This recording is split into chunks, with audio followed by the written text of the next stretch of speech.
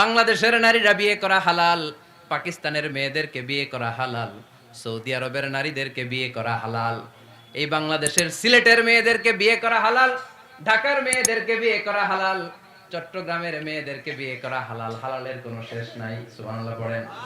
কিন্তু যখন জিজ্ঞেস করলাম তাহলে কাকে কাকে বিয়ে করা হারাম, তখনই আল্লাহ গুনে গুনে 14 জনের নাম বলে দিলেন, পড়েন সুবহানাল্লাহ। হুররিমাত আলাইকুম উম্মাহাতুকুম ওয়া বানাতুকুম ওয়া আখাওয়াতুকুম ওয়া আম্মাতুকুম ওয়া খালাতুকুম ওয়া বানাতুল আখি ওয়া বানাতুল উখত। চিল্লায়ে পড়েন আল্লাহু আকবার। যখন হালাল তখন ব্যাপকভাবে বললেন সব মেয়েদেরকে বিয়ে করতে পারো। মুসলিম যত নারী হয়, বাংলাদেশের হোক, পাকিস্তানের হোক, ইন্ডিয়ার হোক, গোটা বিশ্বের যে কোনো জায়গার মুসলিম নারী হলেই সেটা হালাল। কিন্তু হারাম কোনটা যখন জিজ্ঞেস করলাম, গুনে গুনে বললেন মাকে বিয়ে করা হারাম, নিজের কন্যাকে বিয়ে করা হারাম, বোনকে বিয়ে করা হারাম, ফুফিকে বিয়ে করা হারাম, খালাকে বিয়ে করা হারাম, ভাতিজিকে বিয়ে করা হারাম, নিজের ভাগ্নিকে বিয়ে করা হারাম। সুবহানাল্লাহ পড়বেন না? তাহলে সহজ না কঠিন? চিল্লায় বলেন, কি সহজ ইসলাম, কত সহজ। দাঁড়িয়ে নামাজ পড়া ফরজ, দাঁড়াতে পারতেছেন না, বসে পড়লেও কবুল করবে কে? আল্লাহ। অজু করে নামাজ পড়া কি? পানি নাই, তায়াম্মুম করে নামাজ পড়লে কবুল করবে কে? আল্লাহ। বিয়েতে মোহরানা দেওয়া কি? মোহরানা নাই। এক সাহাবী বললেন, ইয়া রাসূলুল্লাহ বিয়ে করব, মোহরানা আছে? না। কি আছে? তো কিচ্ছু নাই। তো কিচ্ছু না থাকলে বিয়ে করবে কেন? মোহরানা দেওয়া লাগবে না? কোরআন পারো? পারি। কয়টা সূরা? এতটা সূরা। এক নারীকে জিজ্ঞেস করলেন, কোরআন পারো? বলে না, পারি না। আল্লাহর হাবিব সাল্লাল্লাহু আলাইহি ওয়াসাল্লাম দুইজনকে বিয়ে পড়ায় দিলেন। আর নারীকে বললেন, মা তুমি কোরআন পারো না, কিন্তু তোমার স্বামী কোরআন পারে, তোমার স্বামী টাকা দিয়ে পয়সা দিয়ে তোমাকে মোহরানা দিবে, সামর্থ্য তার নাই, সে প্রতিদিন তোমার একটু একটু করে কোরআন শিখায় দিবে, এটাই মা তোর বিয়ের মোহর। সহজ না কঠিন? আর কোনদিন ইসলামকে কঠিন বলবেন? কেউ কঠিন বললে ওটা শুনবেন? আওয়াজ করে বলতে হবে, ইসলাম কি কঠিন না সহজ? মাশাআল্লাহ। দুইটা মূলনীতি বুঝে গেছেন না? পৃথিবীর সব হালাল যতক্ষণ না দলিল পাওয়া যায়। হালাল বলতে দলিল লাগে না, হারাম বলতে দলিল লাগে। 2 নাম্বার, হালাল আনলিমিটেড আর হারাম লিমিটেড, সহজ করে দিয়েছে, সুবহানাল্লাহ পড়েন। 3 নাম্বার, হালাল হারামের মূলনীতি হচ্ছে ইসলাম শুধু হারাম বলে দিয়ে বসে থাকে নাই। কোন বিষয়ে যদি ইসলাম হারাম ঘোষণা দেয়, ইসলাম একটা অল্টারনেটিভ আমাদেরকে সাজেস্ট করেছে। সুবহানাল্লাহ। আমি বলে দিলাম এটা করা যাবে না, এটা করা যাবে না, এটা করা যাবে না, আমার কাজ শেষ, কি করা যাবে হুজুর এটা কোন? এরকম প্রশ্ন আছে না নাই? হারাম হারাম এই জিকির করে যে আপনি বসে রইলেন, হালাল কোনটা এটা বলে দিয়ে যান, চিল্লায় বলেন ঠিক কি না? ইসলাম শুধু হারাম বলে বসে থাকে নাই। যত জায়গায় ইসলাম হারাম বলেছে, ইসলাম একটা অল্টারনেটিভ সাজেস্ট করেছে। Islam provides us the alternatives, always alternative দিয়েছে। ইসলাম দ্ব্যর্থহীন কণ্ঠে ঘোষণা দিয়ে আমাদেরকে জানিয়ে দিয়েছে সুদ খাওয়া হালাল না হারাম। আমরা বললাম, আল্লাহ সুদ যদি হারাম হয় আমরা কেমন করে আমাদের জীবন চালাবো? আল্লাহ বললেন, ওয়া আহাল্লাল্লাহুল বাই'a ওয়া হাররামার রিবা। চিন্তা নাই, ভয় নাই, কেমন করে সমাজ চলবে জেনে রাখো। আমি আল্লাহ যখনই সুদকে হারাম করেছি, তার বিপরীতে ব্যবসাকে আমি আল্লাহ তোমাদের জন্য হালাল করে দিয়েছি। অল্টারনেটিভ আছে না নাই? অল্টারনেটিভ মানে বুঝেন তো? বিকল্প। অল্টারনেটিভ মানে কি? বিকল্প। সুদ হারাম, সুদ হারাম বলে বসে থাকলে হয়তো ঝামেলা লাগতো না? সুদকে হারাম করে দিয়ে অল্টারনেটিভ আল্লাহ আমাদেরকে, আমাদের জন্য ব্যবসাকে হালাল করে দিয়েছেন, পড়েন সুবহানাল্লাহ। ইসলাম বলেছে, ওয়ালা তাকরাবুজ জিনা, খবরদার বিবাহ বহির্ভূত, গার্লফ্রেন্ড বয়ফ্রেন্ড বলেন, পরকিয়া বলেন, কোন ধরনের শারীরিক সম্পর্ক জায়েজ নাই, এটা হারাম, জিনার কাছেও যেও না। এখন আমরা বললাম, আল্লাহ জিনার কাছেও যদি না যায় তাহলে যৌন চাহিদা মিটাবো কি করে? আল্লাহ বললেন, জিনাকে হারাম করেছি, অল্টারনেটিভ বিয়ের জায়েজ করে দিয়েছি। আর নিকাহ মিন সুন্নতি ফামান রাগিবা আন সুন্নতি ফালাইসা মিন্নি, বিয়ে আমার সুন্নাহ, যে আমার সুন্নাতরে ভালোবাসে না সে আমার উম্মত হতে পারে না। এজন্য যুবক ভাইরা বিয়ে করবা। কি করবা? বিয়ের চেয়ে কোনো ভালো কাজ পৃথিবীতে হতে পারে না। আমরা গার্লফ্রেন্ড বয়ফ্রেন্ড মানি না। আছে নাকি এদিকে কারো? আছে? আছে না? না, এই যে কত বড় সাহস, হাত তোলা আবার দুই একটা। এগুলার পুরা দেহটাই কলিজা। আমার সামনে বসে হাত তুলতেছে, আমার আছে, দেখছেন পুরাটাই কলিজা এগুলো। না, এই জিএফ বিএফ এগুলোর সাথে আমরা নাই। আমরা বিয়ে করব, বিয়ে করলে বরকত দেয় কে? আল্লাহ। ছেলের বাপ মেয়ের বাপ সহজ করে দেন, সহজ করে দিবেন। কালিয়ারা না, কালিয়ারা, কালিয়ারার ছেলের বাপ মেয়ের বাপ যারা আছেন সহজ করে দেন।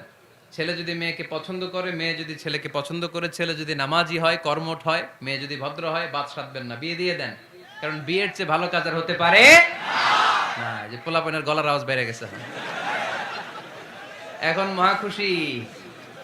এখন আজহারি হুজুর জিন্দাবাদ। এখন আর আমার বিরোধী কেউ নাই এই জায়গায়, সবাই হাত করে ফেলছি আমি, আগেও নাই, মাশাআল্লাহ। তো এই জন্য বিয়েটাকে সহজ করেন। খেয়াল করবেন, যেই সমাজে বিয়ে করা কঠিন ওই সমাজে জিনা করা সহজ, যেই সমাজে জিনা করা কঠিন ওই সমাজে বিয়ে করা সহজ, ঠিক কিনা? পুরো উল্টো। বাংলাদেশে কোনটা করা কঠিন? হ্যাঁ, বিয়ে করা কঠিন। বিয়েতে ফ্ল্যাট লাগবে, ছেলের গাড়ি লাগবে, নিজের পায়ে দাঁড়ানো লাগবে, 10 লাখ টাকা মোহরানা লাগবে। জিনার জন্য কি লাগবে? কিচ্ছু লাগবে না, টোনাটুনি রাজি, তুমি আমি রাজি। অবৈধ সম্পর্ক হতে আর কিছু লাগে না, চিল্লায় বলেন ঠিক কিনা? কিন্তু বিয়েতে অনেক কিছু লাগবে, এইটা ওইটা। ছেলেরা কয় তুই নিজের পায়ে দাঁড়া, তুমিও নিজের পায়ে দাঁড়ায় দেখাবে, এই যে নিজের পায়ে দাঁড়াইছে। তো এতদিন সে কার পায়ে দাঁড়াইছে? নিজের পায়েই তো দাঁড়াইছে। সহজ করবেন, বিয়েরে কঠিন করেন না। এই যে আমার নানা ভাই আছে, নানা ভাইয়ের এখানে যাবেন, নানা ভাইয়ের মসজিদ দেখলাম, কাবা ঘরের যে ডিজাইন, আর্কিটেকচারাল ডিজাইন, ওই সিস্টেমে মসজিদ। আজকে জোহরের সালাত করলাম, ওই মসজিদে নানা ভাই বিয়ে পড়াই দিবে। সবাই চলে যাবে নানা ভাইয়ের কাছে। রাজি আছো সবাই? ওই যে খুশি, দেখছেন বিয়েটা যে ভালো জিনিস তার প্রমাণ। বিয়ের কথা কইলেই পোলাপান খালি হাসে। এটা জান্নাতি সম্পর্ক। তো এই কারণেই সাইয়েদনা আদম আলাইহিস সালাম আর হাওয়া আলাইহাস সালাম দুইজনকে বিয়ে পড়াই দিছিল কে? আল্লাহ। এই দুইজন এমন দুইজন মানব আর মানবী, ওনাদের কোনো শৈশব ছিল না, ওনাদের কোনো কৈশোর ছিল না, যৌবন দিয়েই শুরু। এজন্য আগে আল্লাহ বিয়ে পড়াই দিছে। কথা কয় না? ওই মেয়ে, আপনার শৈশব আছে না নাই? কৈশোর? আদম আলাইহিস সালামের শৈশব, কৈশোর। হাওয়া আলাইহিস সালামের শৈশব, কৈশোর। জীবন শুরু করছে কি দিয়া? যৌবন দিয়ে। বিয়ের দরকার আছে না নাই? এজন্য আল্লাহ জান্নাতে বিয়ে পড়ায় দিলেন। বিয়ের সম্পর্কটা জান্নাতি সম্পর্ক, বিয়ের ভালোবাসাটা জান্নাতি ভালোবাসা।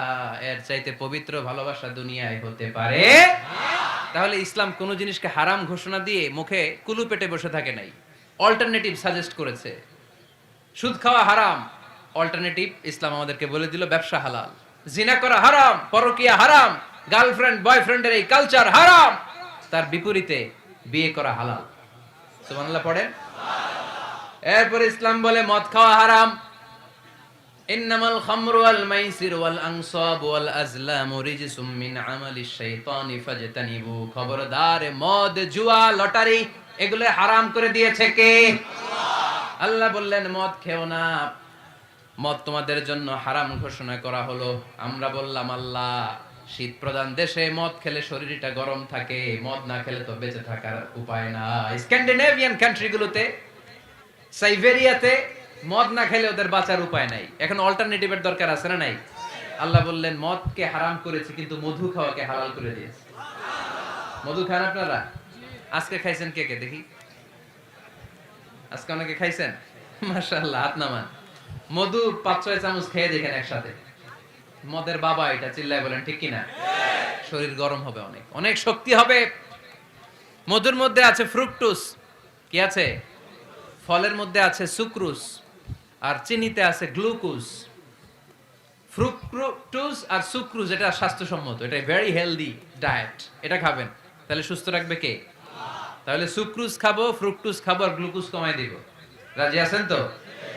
এরপর ইসলাম আমাদেরকে বলল ঢোল বাদ্য বাজানো এটা হারাম, অশ্লীল গান বাজনা হারাম, নাচানাচি হারাম। আমরা বললাম আল্লাহ, বিনোদনের একটা মাধ্যম তো আমাদের লাগবে। ইসলাম বলল ইসলামী নাশিদ যদি তুমি গাও সেটা হালাল। ঢোল হারাম, কিন্তু তার বিপরীতে দফকে হালাল করেছে কে? ঢোলের দুই দিকে আটকানো, এটা বাজালে নেফাকি তৈরি হয়, ধাম ধাম আওয়াজ তৈরি হয়, এমন বিট তৈরি হয়, ডান্স দিতে মনে চায়। আছে না নাই? প্রায় মাঝে মাঝে দেখি ওই গায়ে হলুদের অনুষ্ঠানে ইত্যাদি ইত্যাদি অমুক অনুষ্ঠানে বাসার ছাদের উপরে এমন বিটে হেভি মিউজিক্যাল ইনস্ট্রুমেন্ট দিয়ে এমন গান ছাড়ে, পুরো এলাকাটা কাঁপে ওনাদের সাথে। দুম্মা চলে, দুম্মা চলে, খালি কি চলে? দুম্মা চলে। খেয়াল করছেন? আপনার কাছে যদি বাজায়, এই টেবিলটা কাঁপবে সাথে সাথে, আপনার শরীরও কাঁপবে, আপনাকে ক্রেজি বানাবে। ইসলাম বলেছে না, যেটা তোমাকে ক্রেজি বানায়, যেটা তোমাকে অস্থির বানায়, যেটা তোমাকে অশ্লীল বানায়, ওটাকে হারাম করেছে কে? কিন্তু তার বিপরীতে সুস্থ বিনোদন আমাদের জন্য হালাল করে দিয়েছে কে? ঢোল বাজানো হারাম, কিন্তু ঢোলের বিপরীতে ইসলাম আমাদের জন্য দফ বাজানো জায়েজ করে দিলেন। আল্লাহর হাবিব সাল্লাল্লাহু আলাইহি ওয়াসাল্লাম যখন মক্কা থেকে হিজরত করে মদিনাতে গেলেন, মদিনার সানিয়াতুল ওয়াদা নামক জায়গায় মদিনার আবাল বৃদ্ধ বনিতা সাহাবারা, নারীরা, পুরুষেরা, ছোট্ট সোনামণিরা দফ হাতে নিয়ে বিশ্বনবীকে ওয়েলকাম জানাতে শুরু করলো। তলাআল বাদরু আলাইনা من ثنيات الوداع وجب الشكر علينا ما دعا لله داع أيها المبعوث فينا جئت من أمر المطاع جئت شرفت المدينة মারহাবান ইয়া খায়রাদা। সবাই পড়েন, তলাআল বাদরু আলাইনা মিন সানিয়াতিল ওয়াদা ওয়াজাবা শুকরু আলাইনা মাদআ লিল্লাহি দা। সুবহানাল্লাহ পড়েন। এই যে আমরা নাশিদটা গাইলাম, এটা হালাল না হারাম? সাথে যদি দফও থাকতো, আমরা যদি দফও বাজাইতাম, এটা হালাল না হারাম? এটা হালাল। দেখেন কি সুন্দর চেক এন্ড ব্যালেন্স, ইসলাম চেক এন্ড ব্যালেন্স করেছে। কতটা ভারসাম্যপূর্ণ জীবন ব্যবস্থা আমরা পেয়েছি, কত চমৎকার আমাদের শরিয়া। এটারে আমরা কঠিন বানাই। ঢোল বাজানো হারাম, কিন্তু তার বিপরীতে দফ বাজানোকে হালাল করে দিয়েছে কে? আবার আল্লাহর হাবিব সাল্লাল্লাহু আলাইহি ওয়াসাল্লাম বলতেন, আ'লিনু আন নিকাহ বিদ দুফুফ,